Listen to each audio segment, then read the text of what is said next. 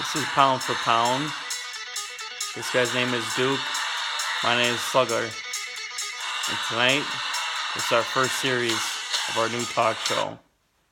Now tonight, we're going to start off by talking about the baseball playoffs and the surprise teams that are in there for both the National League and the American League. Right there, Duke.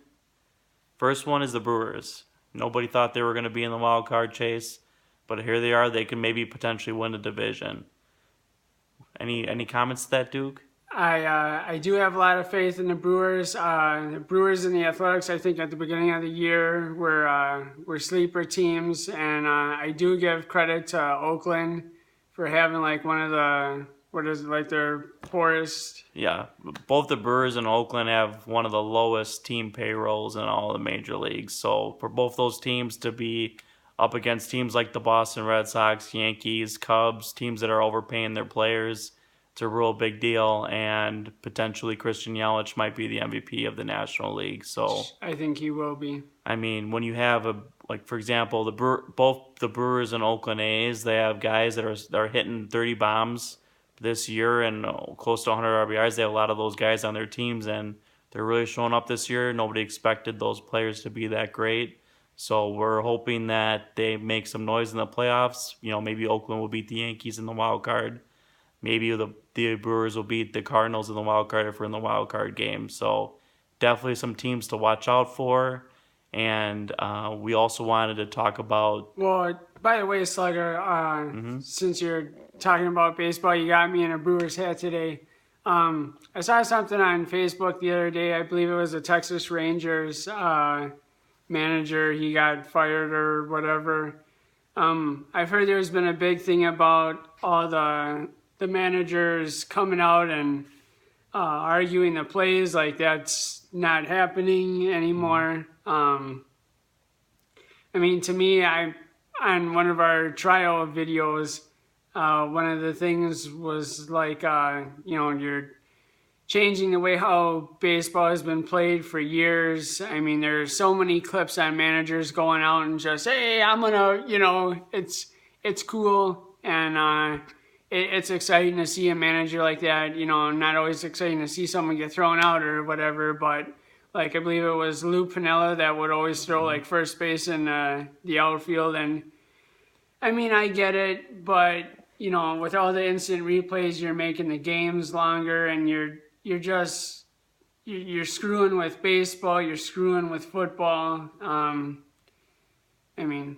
So do you agree with managers going out and supporting their players and arguing calls? I totally agree. I support it. I would rather see a manager do that. To me, that's how baseball has always been. And it's always funny depending. I mean, like back in the day, you can YouTube like manager ejections. I forgot one of the guys, as an older dude, he goes out there and he's all, getting in the umpire's face, and it's cool. It's like one of those unique sports that you can actually do that, and so.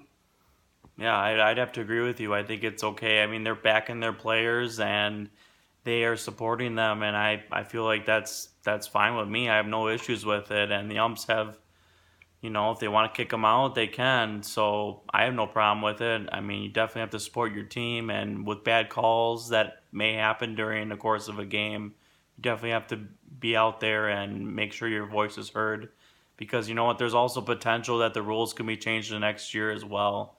So I totally agree with you, Duke, on that. We also wanted to talk about a little bit about hockey. Duke knows this one a little bit more than I do, so... There's some big news. I believe it was last week. The San Jose Sharks acquired...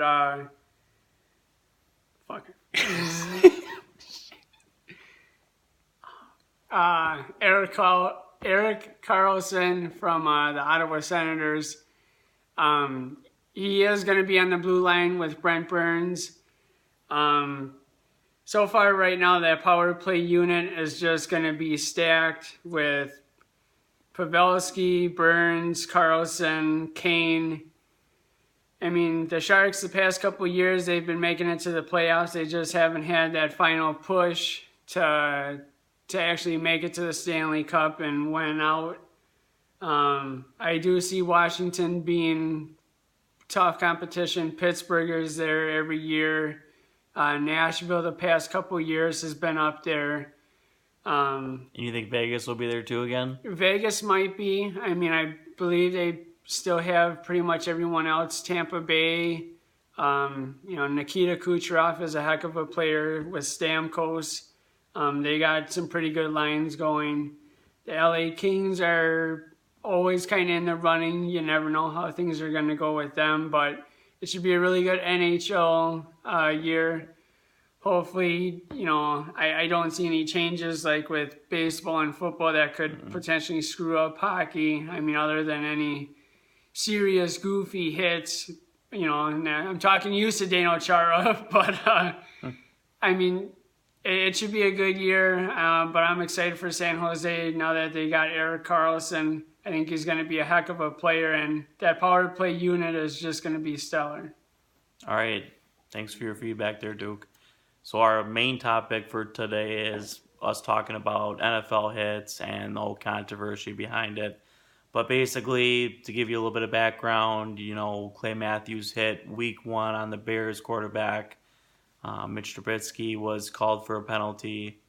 In my opinion, I agreed with the call. It was a bad hit at that time, and it should have been penalized. And, what are your thoughts on that play, too? You agree with that? Yep, I totally agree. With that play?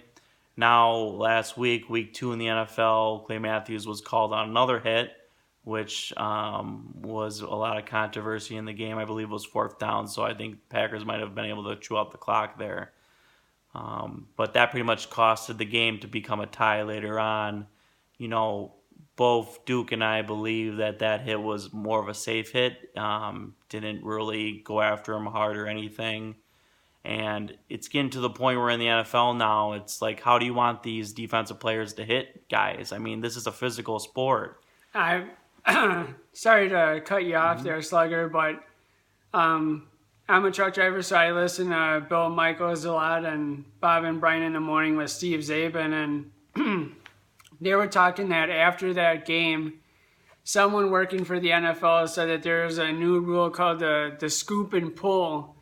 And they had callers call in and ask, has anyone ever heard that term in football before? And everyone's like, what, a scoop and pull? No, I've heard of like a chest up and a club up, but never a swoop and pull. I don't know what the fuck you're talking about.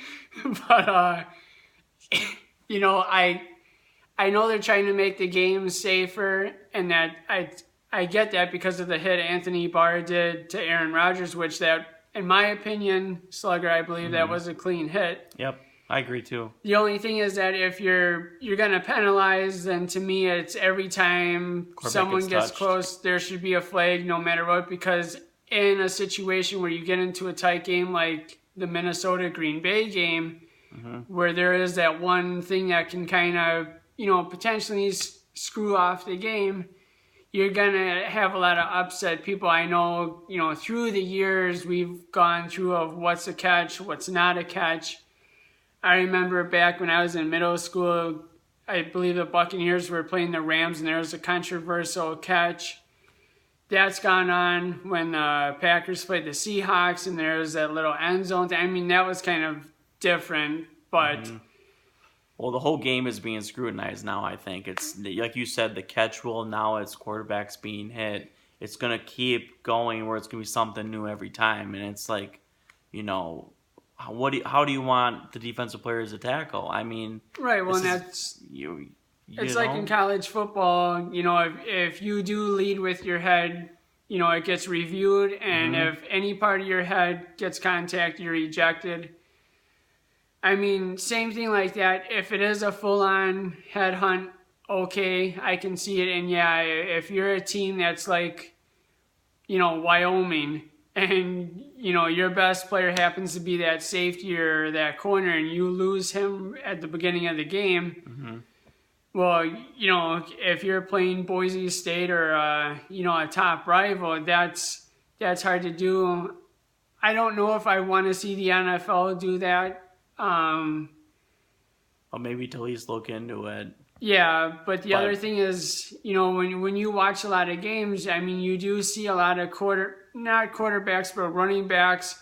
As soon as there's about to be contact, right away, instead of lowering their shoulder, they lower their head. Well, if you're a defensive player, if he's getting low, I have to go even lower to make sure my head does not come near his head. Exactly. It's you know what, you bring up a good point. Like, these defensive players aren't trained to be thinking. They have to think before they tackle. They just their main thing is, I need to tackle that guy. Well, now making all these rules, you have to think about it before you hit, because it could be a penalty. So definitely think it's changing the game. Like what you brought up, I mean, Tom Brady got hit that one year a couple years ago and was out for the year. So the NFL is trying to protect not only their players, but I think they're trying to protect their brand, because the quarterbacks, those guys make all the money. Right, it's becoming a passing league. Exactly. It's becoming a passing league. Everyone wants to see the good quarterbacks who are throwing for 400, 500 yards a game, 6 touchdowns, like Patrick Mahomes. I mean, I get that, but, defensive players, they have to figure out how they can hit now. And like you said, if one person does it, then everyone else needs to be doing it. And that's the unfair thing in this, is that every ref has their own bias and own opinion on those hits. And I feel like by the end of this year, this is going to be looked at a lot more, just like the catching rule was. Correct. Yeah, I believe that as well. And this is kind of to go off subject, but earlier in the week, I heard that I forgot what players that are retired. They're in the Hall of Fame, but basically they sent out stuff like that. Yeah, they sent out a letter with Marshall Faulk, and basically they want to start getting paid for their insurance money and retirement money. Yep. And it's to a point I get it, but it's like when you were in the league getting paid tons of millions of dollars, didn't you fucking think about it then? All of a sudden it's now you're retired, and to a point it's like you're basically asking for a handout.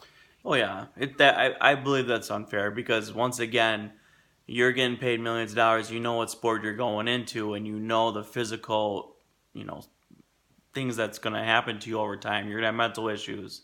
You're going to have aging issues too, as well, with bones and injuries and whatnot. And for these players just to ask for a handout is totally unfair, because they go into the sport knowing what they're getting after, and they just want more money. That's what it is. Right. And my thing with that is, like with the flags, if you're going to give money to Hall of Fame players, then what about someone who's not in the Hall of Fame, who spent 10, 12 years, and whether they're a quarterback or a linebacker, and they had years of abuse, of taking hits. What are you going to do for them? Or what about players that have already passed on? Are you going to give their families money because they lost a lot? I mean, but that's the thing, where professional sports in me over the years, I kind of don't like, because you get paid millions of dollars, and there's a lot of our veterans and even people that are still serving this great country that just do not get paid that well. And they even have issues getting jobs after serving too. So yeah. Stuff like that. So I think this all comes back to, the NFL brand, and definitely the NFL wants to make money, and money's the biggest thing in the sport itself. There's the gambling aspect, there's the fantasy aspect, so many things that go into this that make it such a controversial topic. So we just wanted to touch on it in this video. Obviously, in other videos, we're going to touch more on it, but please leave your comments and opinions with ours on this video. This is Duke. Like, comment, subscribe. We love you all, and have a good rest of your weekend. This is Slugger, and out we go. And 2 other things to say is that for fantasy picks for the week, Golden Tate against the Patriots been getting a lot of targets, so I pick him, and also pick Patrick Mahomes. He's going to go off on the 49ers. Tyreek Hill's the man. Travis Kelce as well. And by the way, what about Baker Mayfield, huh? Hey, what about those Browns? Gotta believe. Well, he should get the start, You gotta watch film, though. Hugh's gotta watch a film and figure out who's a good quarterback to start. Well, I think we all know what the answer to that question is. We'll see if it happens. I'm pretty sure he'll make the right call if he wants to keep his job. So, all right, this is Pound for Pound. We're going to pound on out of here. We'll talk to you later. Pound it!